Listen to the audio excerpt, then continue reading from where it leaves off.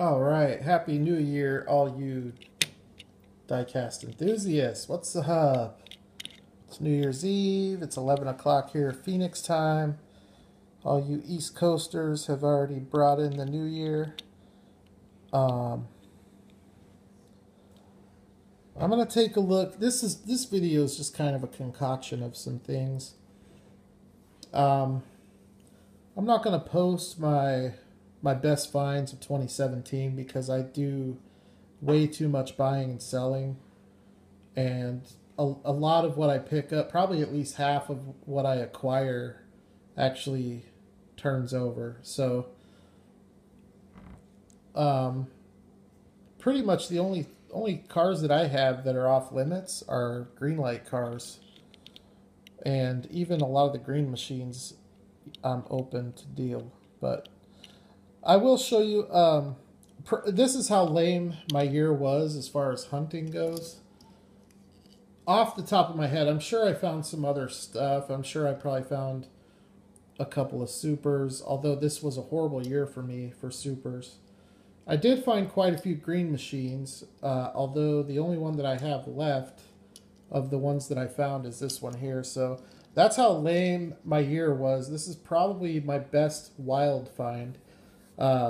It's not my best. It's the best one that I have left. I did find a couple of Gone Fishing White Lightnings and let's see. I think I found an M2. Yeah, I did find at least one or two of the M2 Chase, and I found a pile of green machines. I find a lot of these because I've been lucky.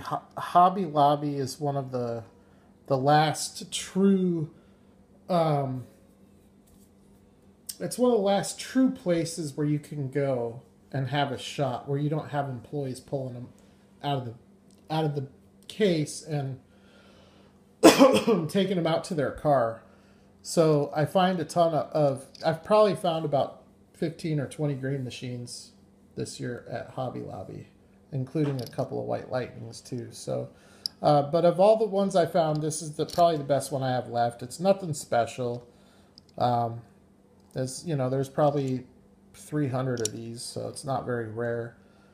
But it's pretty cool looking. I do like the green body greenies better, but I know a lot of collectors don't even like the green wheels because it just doesn't look real. It doesn't look realistic. But anyways, so I found that, and then what I wanted to kind of talk about was some of the different stuff that I got into in 2017. And then I'll talk about some of my favorite castings of what I acquired in 2017. So something that I really got into this year, and you guys are all well aware of this if you follow the channel, but basically premium import diecast. I really got into this type of stuff this year, whether it's Tomica Limited Vintage or Kyosho, or in this case Konami. I've really taken a liking to this kind of stuff because I love Greenlight and Auto World, and they don't do enough import stuff to quench that thirst. So you have to kind of reach or branch out to these other brands, which the unfortunate thing about that is that you pretty much have to buy these overseas, unless you know somebody here who deals, which luckily I do, and he's local to me.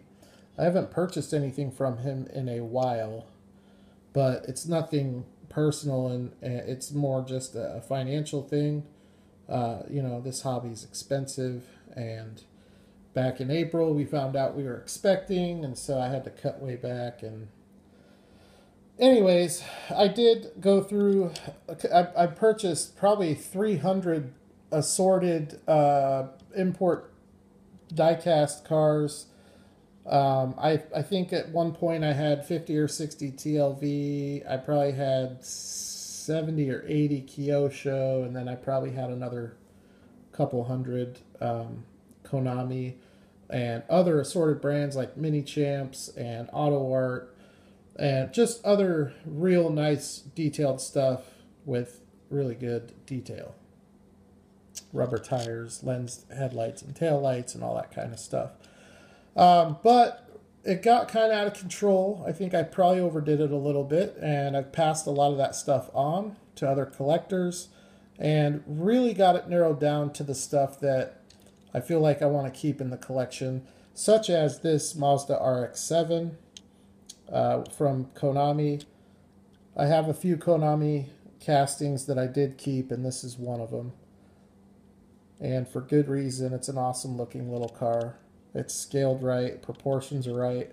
The stance might be a little bit off, but not much. Really cool car though.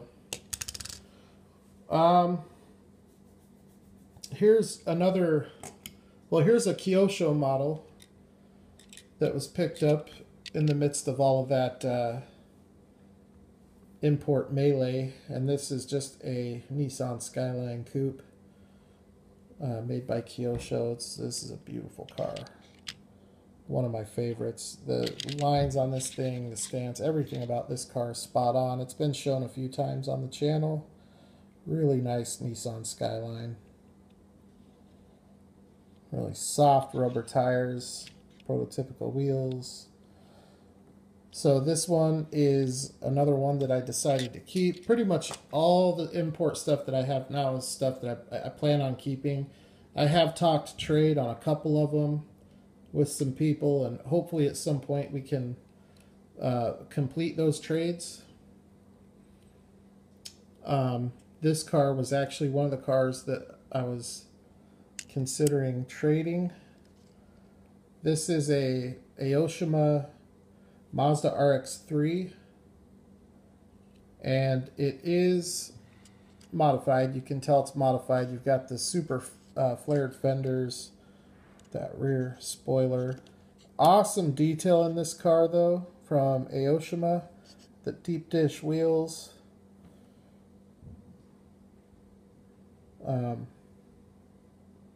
Lens headlights. The headlight and taillight detail on this car are sick. That's the headlights and the grille. And then the tail lights are back here. Aoshima is primarily known for 1/24 scale model kits. So that's a really nice rolling car, and it's just an awesome execution. I don't like stuff that's too customized, but I do like having customized cars. You know, Greenlight a while back, probably back around 2010 or so, they did a line called Stock and Custom, and basically they would do 2 releases of the car where you'd have a stock version and then you'd have a custom version that would have like aftermarket paint, aftermarket rims. And I would really like to see them do that again. Their releases are 6 cars, so they could do 3 cars and have a stock and custom and just have basically 3 cars, you know, 1 stock, 1 custom of each. And hopefully they'll get into that. I know they've been putting a bunch of other stuff out, but anyway, so that's the Aoshima Mazda RX-3 in black, but I also have that would be the custom. This would be the stock version of that car from Kyosho. And this is also a very well executed car. You've got the little fastback look to it. Prototypical wheels. But this is basically what the car looks like without all the customization. Now these are different years, so there are some subtle differences, as you can see with the tail lights, but the detail is still pretty amazing from Kyosho, and it always is with Kyosho. Kyosho is one of the best brands, and any collector like me who really enjoys the authenticity, the quality of the replication, Kyosho is a brand that's a must-have. So I like that RX-3. So just kind of show you a side by side here.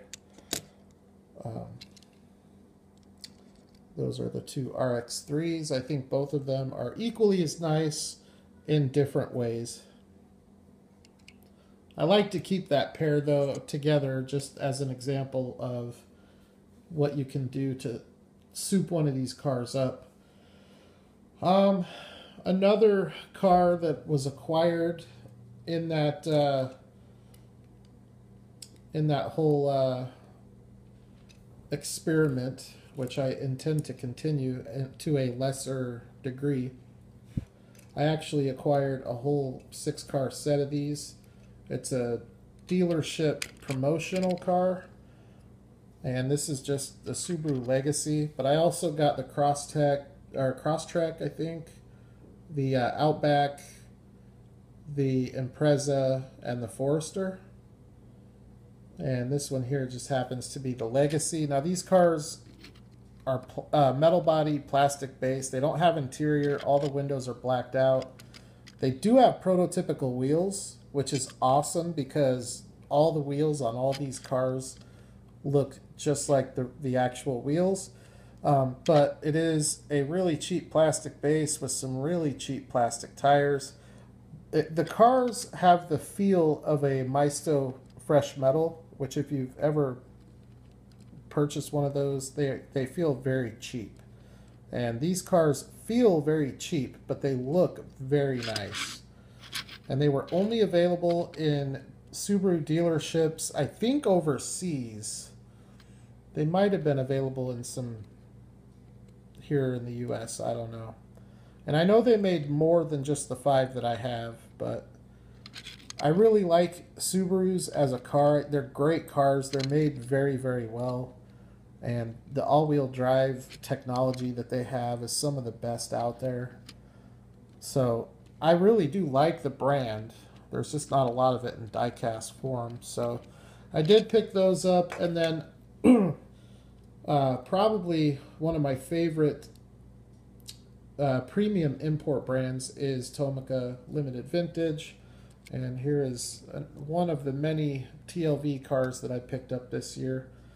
And this is, I believe, a 1985. Might be an 83.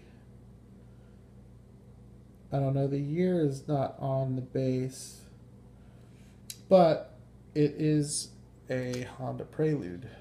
Very cool car. This is just the base model. It's not the SI. But I love the simplicity of it. I love the prototypical wheels. I love the lensed headlights and taillights. The detail is just top notch. I also did get the Konami Honda Prelude, which is not quite as nice, but it's not real far behind. I wouldn't call it equally as nice, but it is very, very nice. So that is the TLV Honda Prelude right there. And that's pretty much it for like the import stuff that I picked up this year that I'm going to show in this video. I probably have 100 or more of them, but I'm not going to pull them all out. I just wanted to pull out a few examples to show you.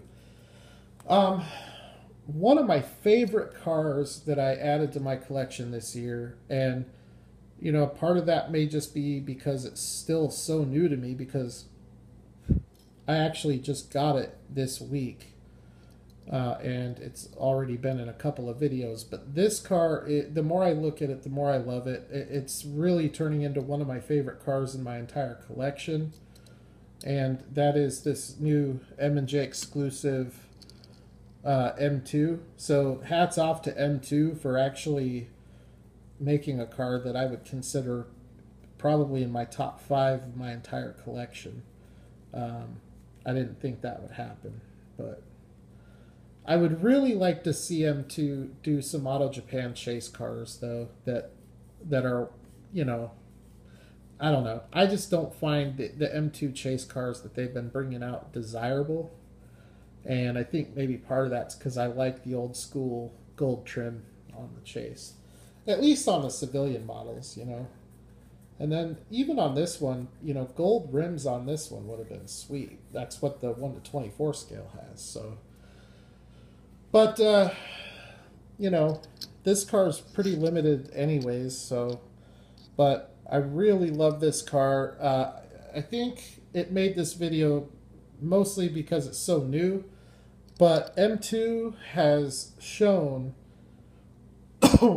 they have shown that they can hang with all the import brands, TLV, and Kyosho and those brands.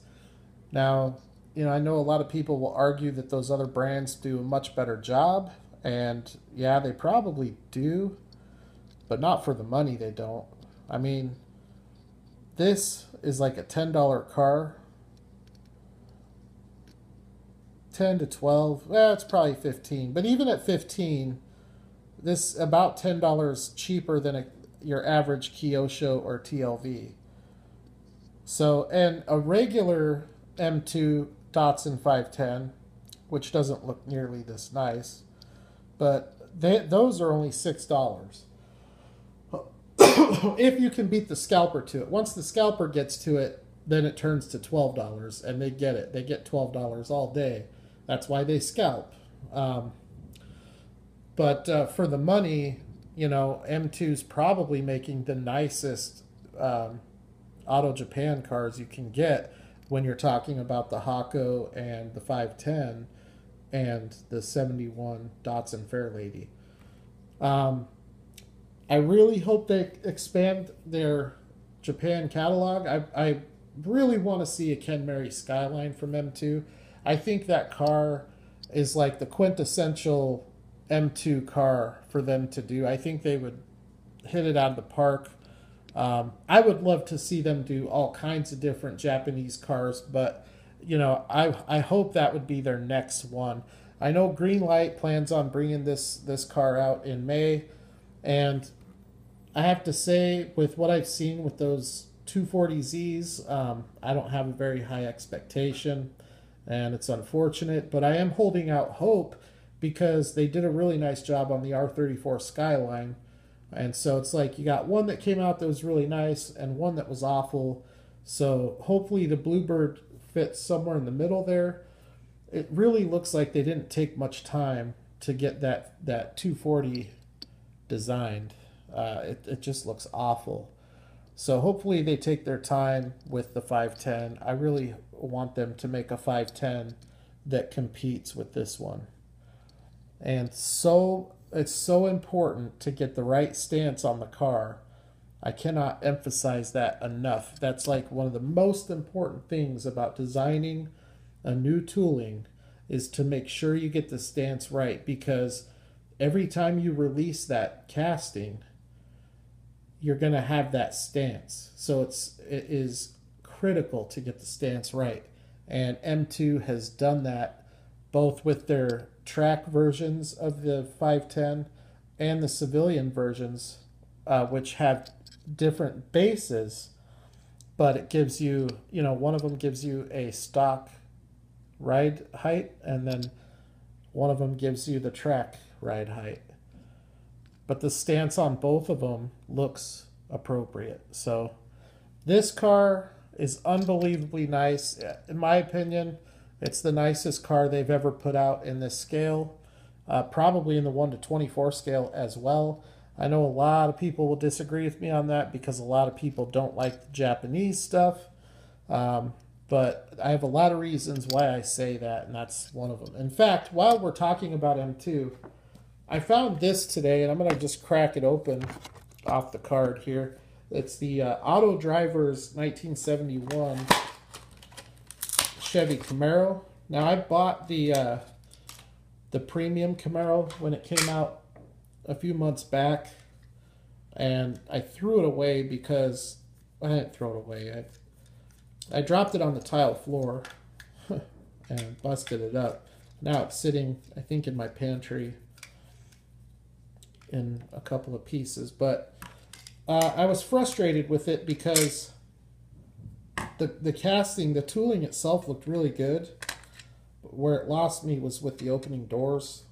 Just not a fan of opening doors in this scale. I think it's a bad idea. But this, being an auto driver's casting, doesn't have opening doors. And I have to tell you, this thing looks pretty freaking amazing. It looks really good. That looks really good. That's like almost Kyosho with that Trans Am they did. This looks so killer. It's like, I mean, it's just crazy how nice this thing looks, other than the steering wheel going up to the roof, but easy to overlook that. There's your tail end. Now, those are not lens inserts. Those are basically, actually, yeah, they're not, they are inserts. They are inserts, but they're not lensed. What they are, what it looks like they are to me, is chromed and then painted red. If you chrome something and then paint over it, it gives it that reflective look. And so to me, that's what it looks like. You can see the ones on the right are offset. I'm not, like, I don't get too crazy about that kind of stuff, because any brand that makes that kind of effort to put insert headlights and taillights, I do give them a little bit of leeway. The spoiler looks killer the way it wraps around there. This thing looks like it would be awesome without the spoiler though too. Good color choice. These wheels are kind of weak. They remind me very much of like a Racing Champs wheel. So those are really weak. But other than that, I think this car looks really, really good. The only other thing is the scale. You know, I talk about the scale with all the cars I collect, but M2 runs large. I'm sorry if you disagree with me. I think you're wrong. These are not 1:64. Now they don't claim to be scale accurate, but they just seem a little big to me. They seem closer to like 1:60. Some of them even bigger than that, and some of them are to scale. Like the Auto Japan cars are pretty spot on. And here I'll show you a side-by-side of the Datsun 510 and the Camaro. You can see huge difference. The little four-door Datsun and the big two-door Chevrolet. But, you know, M2 can do, you know, all the brands can do a nice job. Heck, even Hot Wheels, when they want to, they can do a really nice job. I just find M2 the most problematic brand to collect. Some other castings that I picked up this year. This one here, I don't remember what release this came out in, but it's a green light release.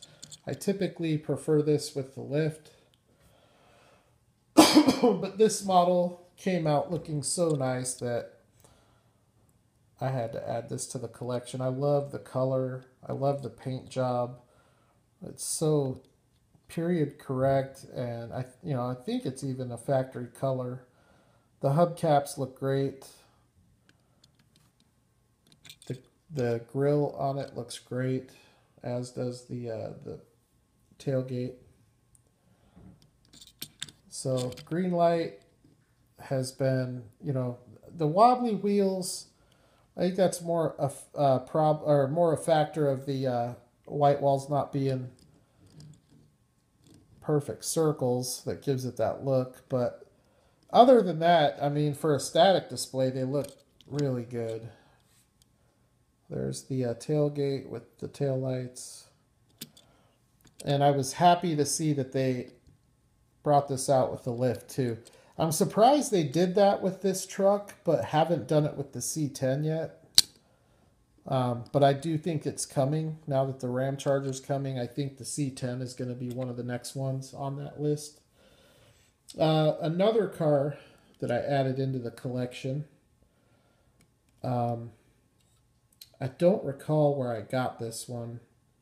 Actually, I do. I got this from Paul Roselle on Instagram. Very, very tough car to find. It's a Johnny Lightning 1981 Chevrolet Malibu. They only put this car out 7 or 8 times, not that many. And each and every one of them are pretty expensive when you find them.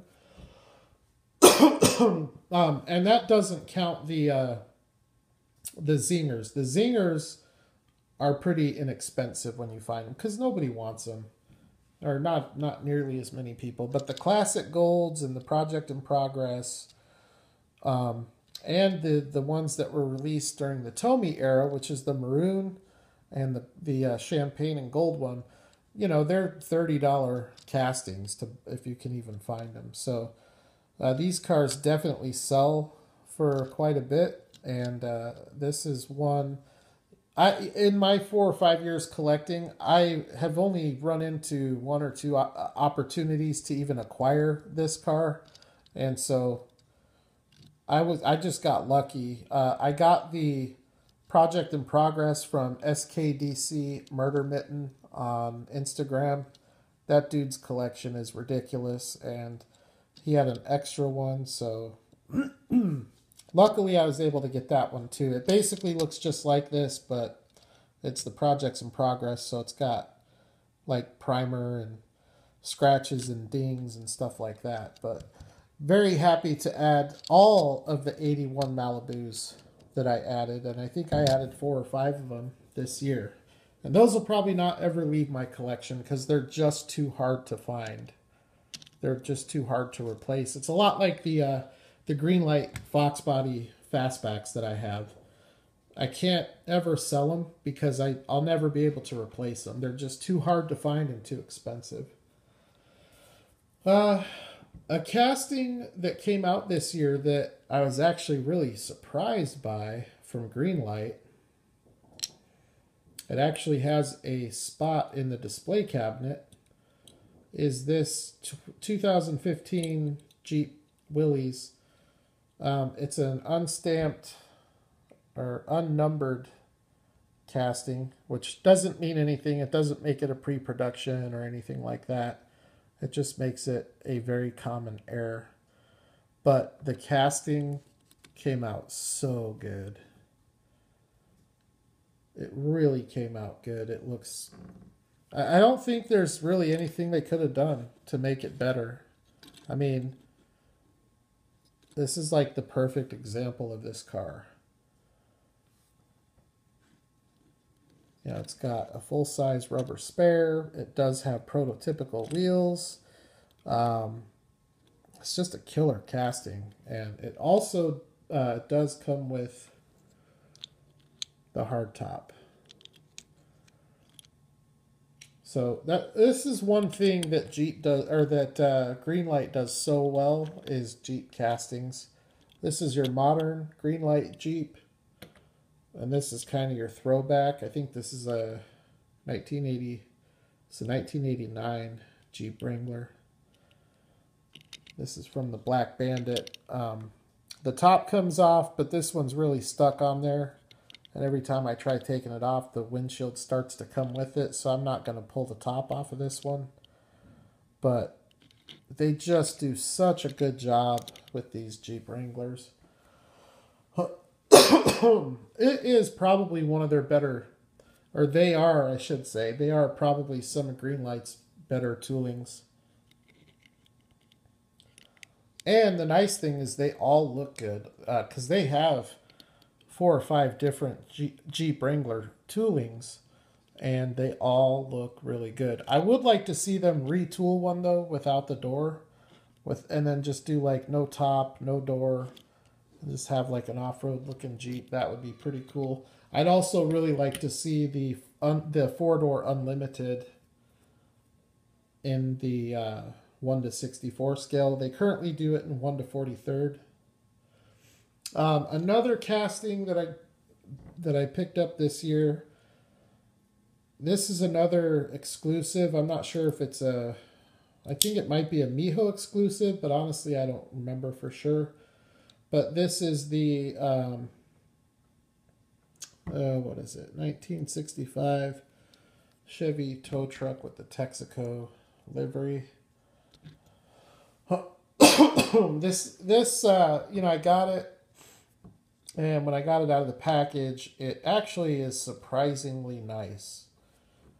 This truck will display with your Greenlight trucks or Diecast, probably even with your Auto World Diecast. This will display really nice. It doesn't look out of place. It's got a really nice weathered look to it. You know, sometimes these brands do a really nice job with the weathered look, and sometimes it flops.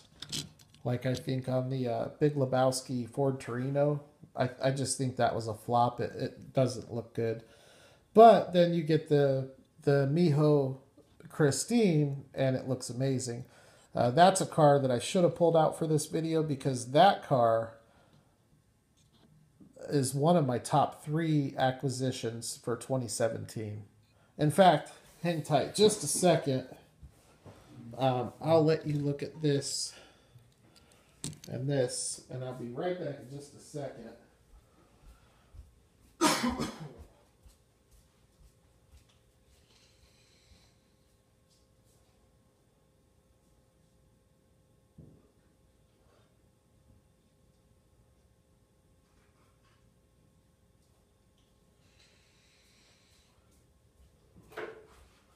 I actually missed a couple. Glad I went over there. So this weathered look doesn't look bad, but it doesn't look great. But this is a nice truck. I would definitely recommend this. Being an exclusive, you're not going to find this at Hobby Lobby. You're not going to find it at Walmart. You're going to have to go secondary market for this. So I would suggest eBay. You can still get these, I think, under $10 shipped. So anyways, this car right here, if it's not my favorite acquisition for 2017, it's definitely the nicest as far as the execution. And that is the Auto World Christine. This is an M&J exclusive, or Miho. It is the nicest weathered looking car I've ever seen in this scale. They also announced in their January video, round 2, that this is coming out in 1/18. So all you large scale collectors, I've actually thought about buying it. It's going to be expensive, but it just looks so killer that almost want to buy it. But I have to be careful with the large scale stuff. I think if I do get into that, which I have a little bit, I'm going to stick with JDM stuff, because that is what I like the most. So for 1/18, I have 4 different Maisto cars. I have the 240Z in orange, the 240Z in green. I have the Nissan GTR in pearl white, and I have the Lamborghini Diablo.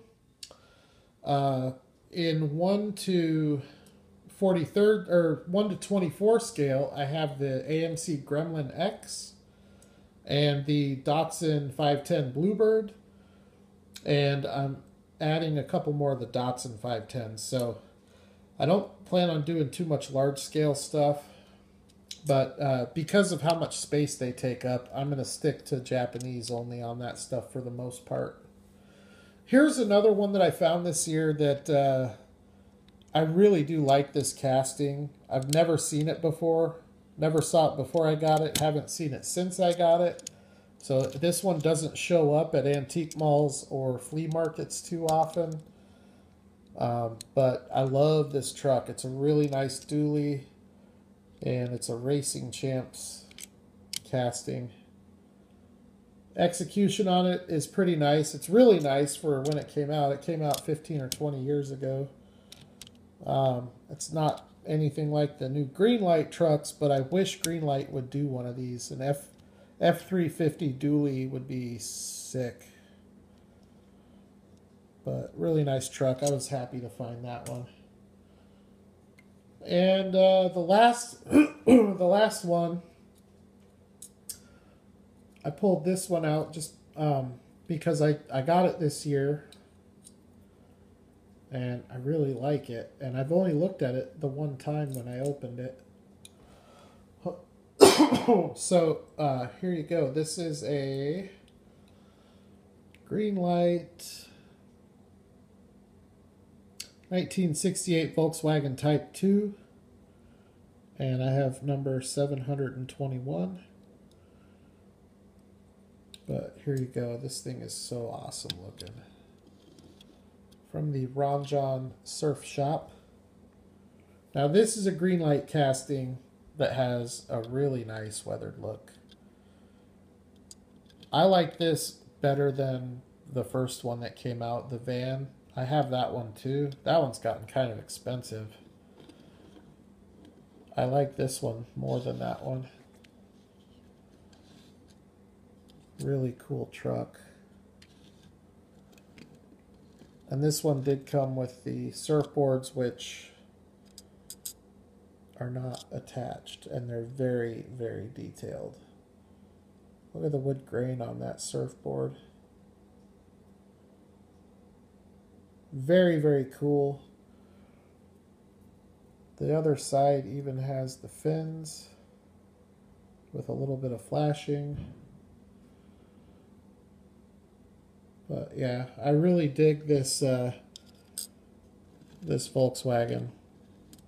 And these ones, you know, I think you can get one of these for around $20 shipped. So they're kind of expensive.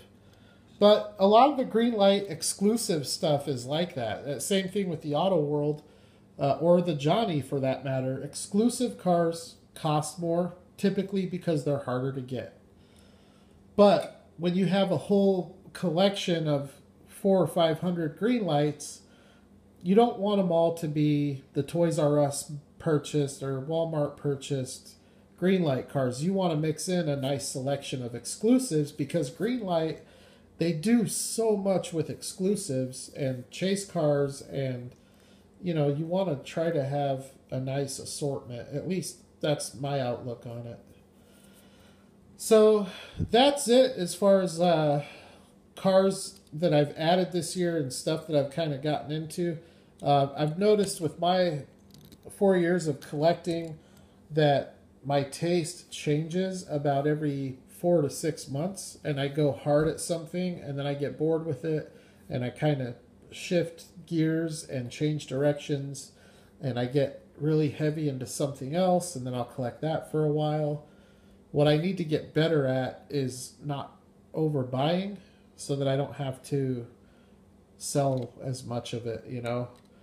I went really crazy with the Japanese import stuff. If you go back to February through July, there's so much amazing stuff that I showed on the channel that I don't even own anymore. So I was out of control with it, and I had a lot of fun with it, and I wish that I was more selective.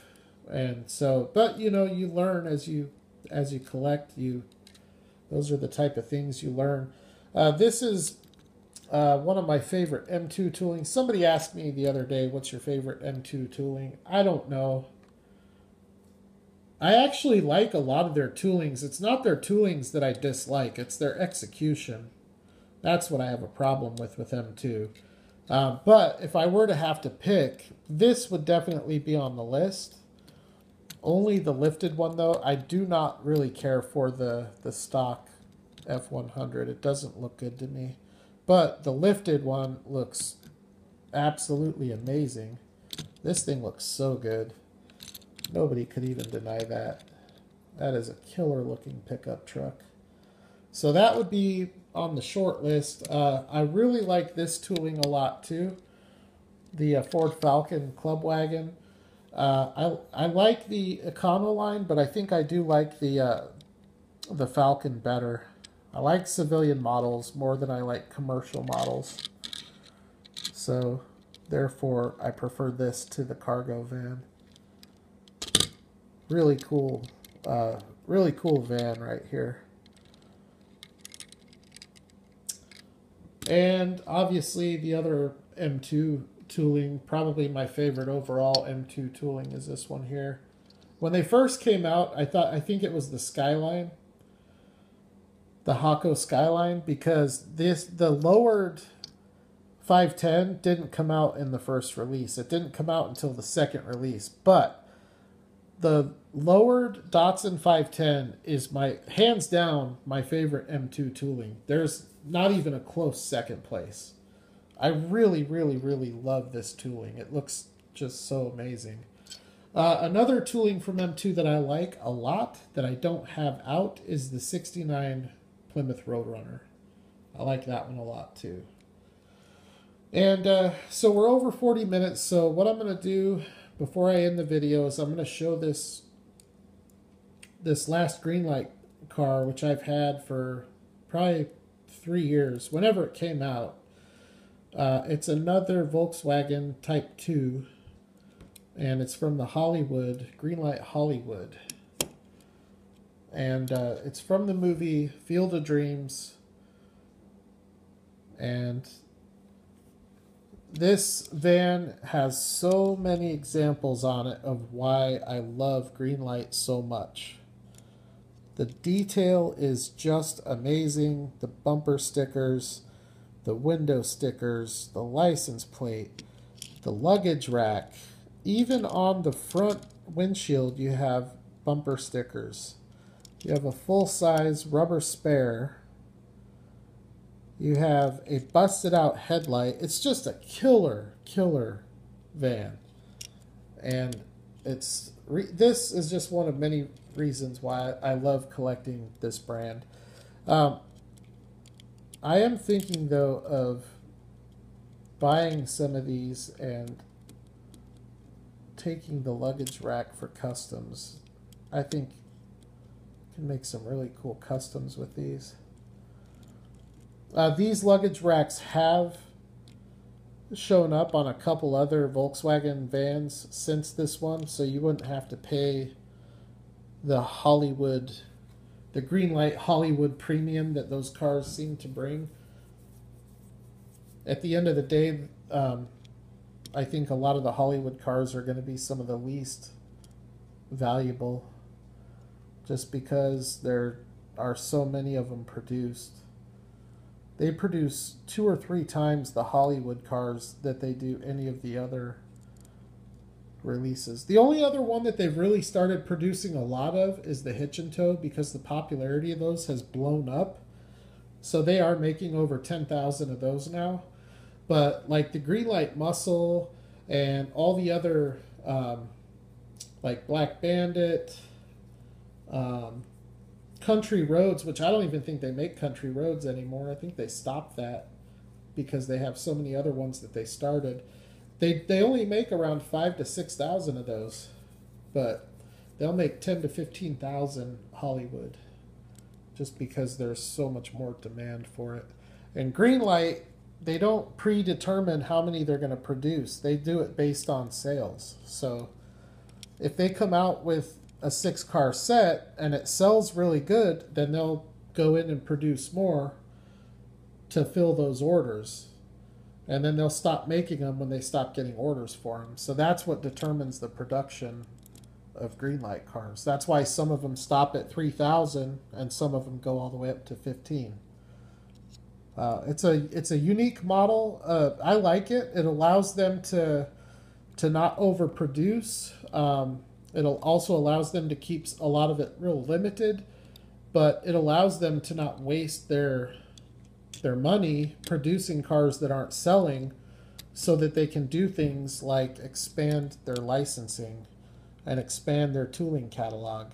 So that's just another reason why this is my favorite brand.